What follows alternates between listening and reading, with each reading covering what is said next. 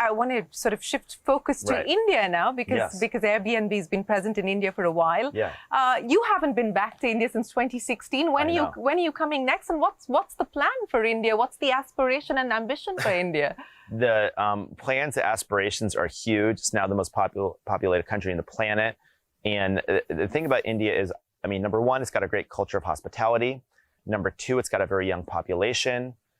Why is that important? Because we're generally more popular with younger generations. They're not predisposed to hotels.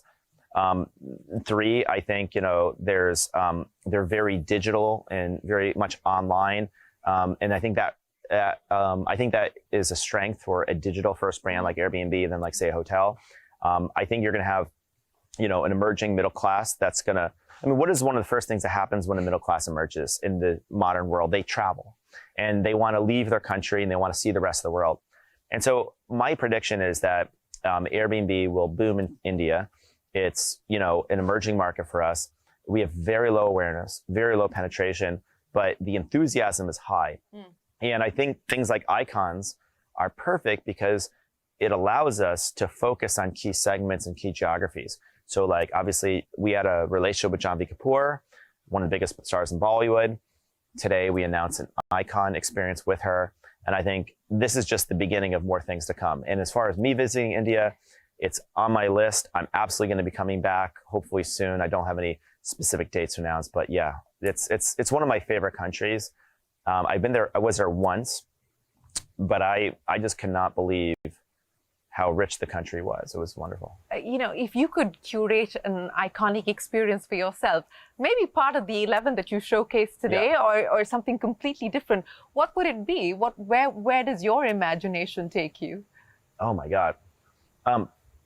Where I'd love to take this is assuming it resonates. I mean, first of all, let me preface this all by saying, I only want to do things that like work. So we try stuff, and if it resonates, we do it again. And if it doesn't, we go somewhere else. So I want to see how people respond to this, but knowing how they respond to the last one's initial reaction, we'll probably, you know, want to go bigger and bigger. And so where my imagination takes me is to build entire worlds. For example, last year we did the Barbie house. But if you watch the first 10 minutes of Barbie, there's Barbie land. Yeah. And I think there's something really appealing about designing entire worlds where there's not just one house, but you can go into these environments, almost like a distributed theme park. I think that's like a really fun place to take this. Another place to take this is to not go bigger, but to go smaller and to pick really interesting people and cultures all over the world and imagine what's their version of an iconic experience, but they don't have to be the biggest star in the world. So I think going both directions, going even bigger and crazier, and then going more smaller and more distributed. They're both interesting directions. Well, speaking of interesting directions, and I think this would be helpful for a lot of people in India, a lot of the startups who are looking at IPOing in India at this point in time, including one of your competitors, Oyo.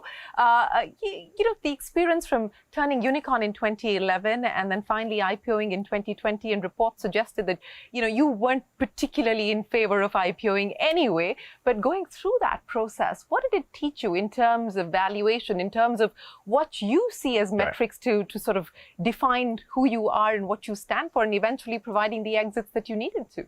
You know, before I went public, I was forewarned by a lot of CEOs, especially CEOs that were public. The number of people who told me, don't go public, wait as long as you can, you know, and these are people that were public. And so I think that we weren't against going public, but we were cautious, and we certainly weren't in a rush to go public. And I've been very surprised because since going public, I thought everything was going to be different. It's not changed nearly as much as I thought. I mean, you know, 4 times a year for an hour, there's an earnings call. You have to prepare for it. But, you know, we have to write a shareholder letter. But actually, when we were private, we used to do that. We have an audit committee. We had an audit committee. We were private because we were really big. We have all these journalists that cover us, but they were covering us before. So I guess the point is that being a public company is probably really different than having a company in your apartment. But being a public company is not that different than being a late-stage private company. I actually think being a late-stage private company is almost like being a public company with all the downsides and none of the upsides.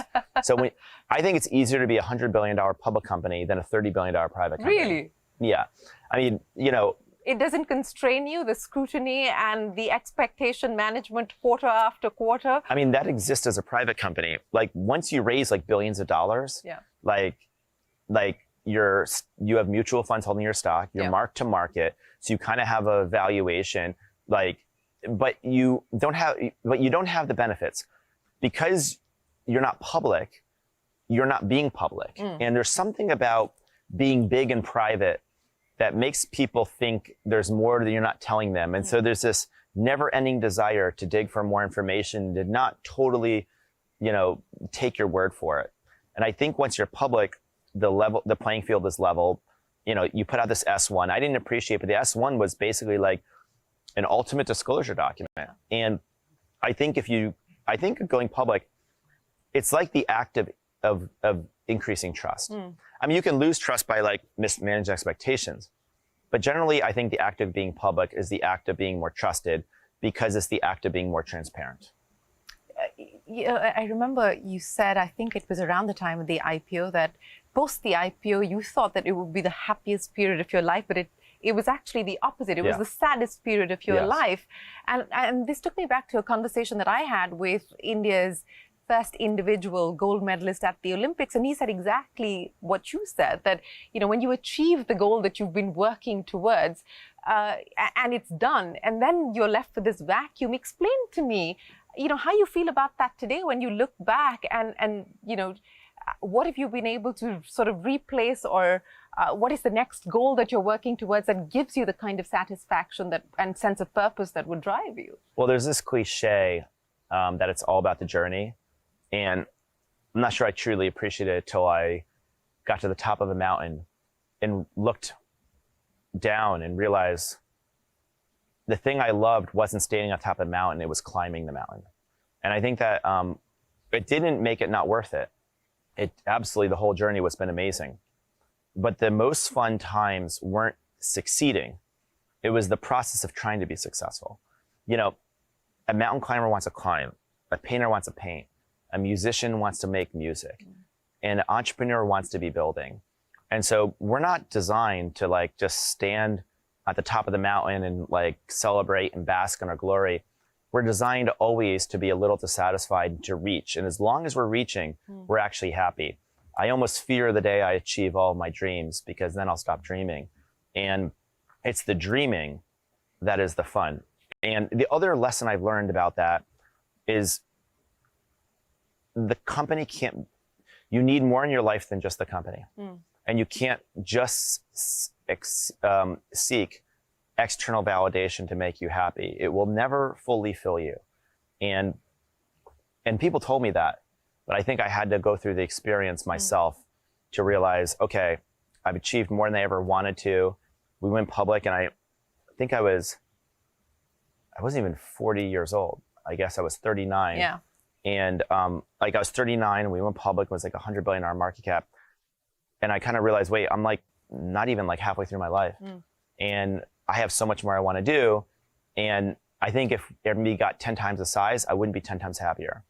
And so what would make me even happier was probably two things. One is investing in relationships, because like a lot of people describe like at the end of their life, the thing that's most important is the relationships. And two, just reminding myself that we're just getting started with Airbnb. So long as like I never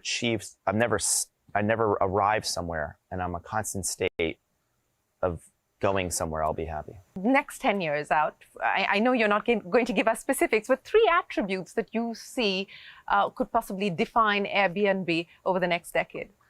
I think creativity would be number one. I think it takes a lot of creativity to conceive of something like this. I think the second one is, connection and belonging.